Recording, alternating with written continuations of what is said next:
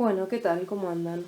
Vamos a hablar hoy sobre algunas nociones básicas de microscopía, ¿sí? Un microscopio es un objeto que sirve para poder ampliar seres vivos o macromoléculas de modo que el ojo humano pueda percibirlas, ¿no? Porque el ojo humano normalmente no puede percibir esos objetos. Entonces el microscopio tiene esa función.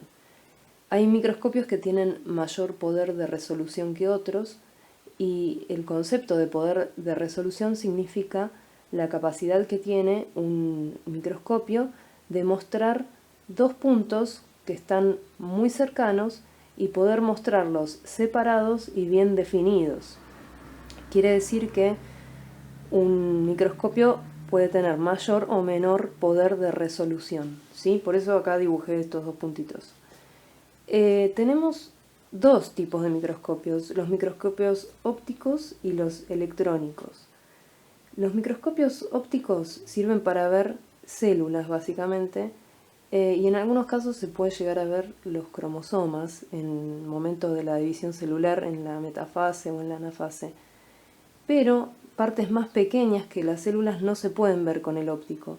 Para eso utilizamos un microscopio electrónico, ¿sí? Con esos podemos ver las organelas, podemos ver macromoléculas, ¿sí? Hasta también podemos ver virus, que son mucho más pequeños que las células.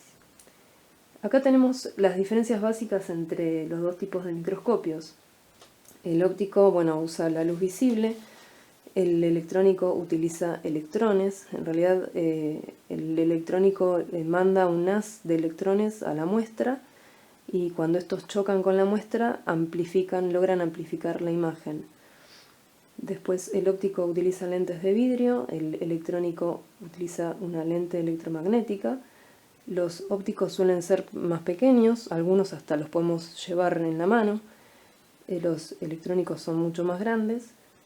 Los ópticos muestran imágenes que pueden tener colores, incluso de acuerdo con la tintura que uno pueda colocar en la muestra, y los electrónicos muestran imágenes que no tienen color. Bueno, esta es básicamente la estructura de un microscopio óptico.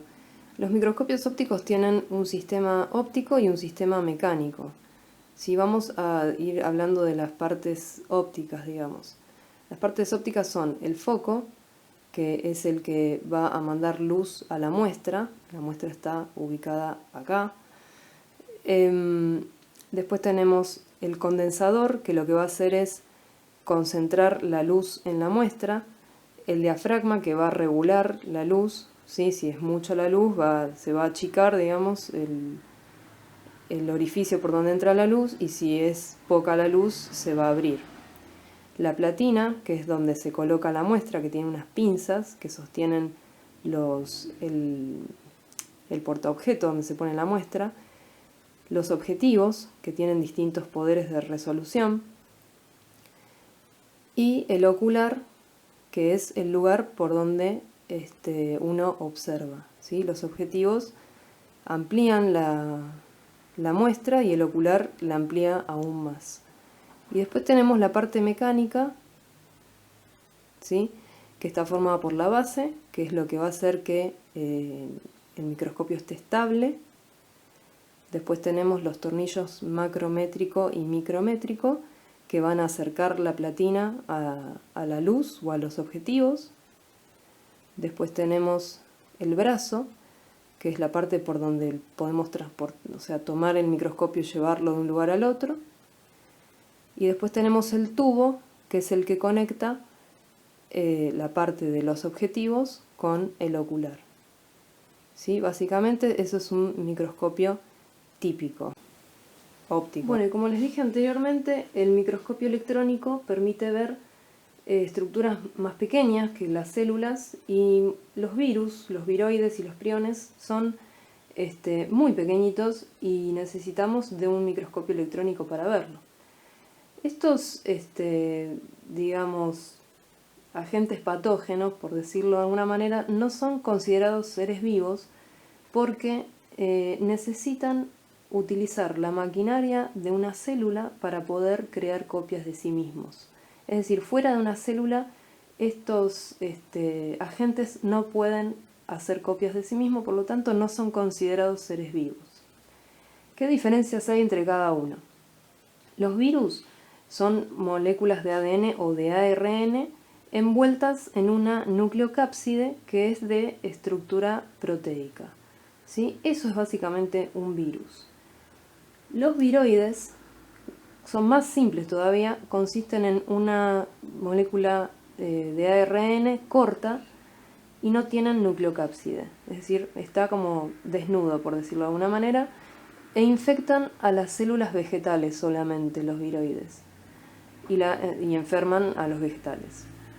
Y los priones no son fragmentos de ADN o ARN, sino que son proteínas que son propias del sistema nervioso, pero que muchas veces infectan las células nerviosas, provocando enfermedades, encefalopatías espongiformes se llaman, como el síndrome de la vaca loca, que es el que causa en el ganado bovino, ¿sí? Y se transmite al ser humano si consume esa carne afectada.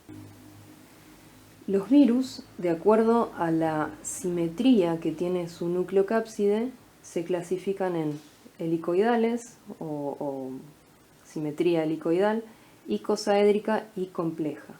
Vamos a ver de qué se trata esto. La simetría helicoidal es cuando la molécula de ADN o ARN está,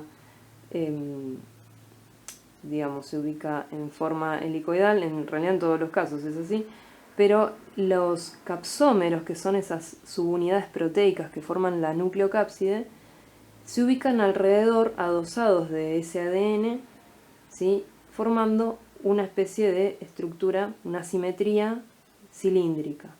¿Sí? Esos son los virus helicoidales, que son, por ejemplo, el virus del mosaico del tabaco o el virus de la influenza. Después tenemos la simetría icosaédrica, que es los capsómeros, o sea, las subunidades proteicas, forman un icosaedro, ¿sí? Que es un poliedro de 20 caras. Y adentro está el ADN viral. Recordemos que puede ser de ARN también. Y después tenemos la simetría compleja, que contiene una parte icosaédrica y una parte helicoidal. ¿Sí? Bueno, esto es básicamente el video de hoy, más que nada para las nociones básicas de microscopía, que hace rato que me las estaban pidiendo. Y bueno, tengan en cuenta que los videos van saliendo en un orden que por ahí no sigue el de la cursada del CBC, pero con mirar el título ya digamos que es suficiente como para poder ir organizándose. Cualquier cosa que quieran saber, consulten en los comentarios y bueno, no olviden darle like y compartir. Hasta luego.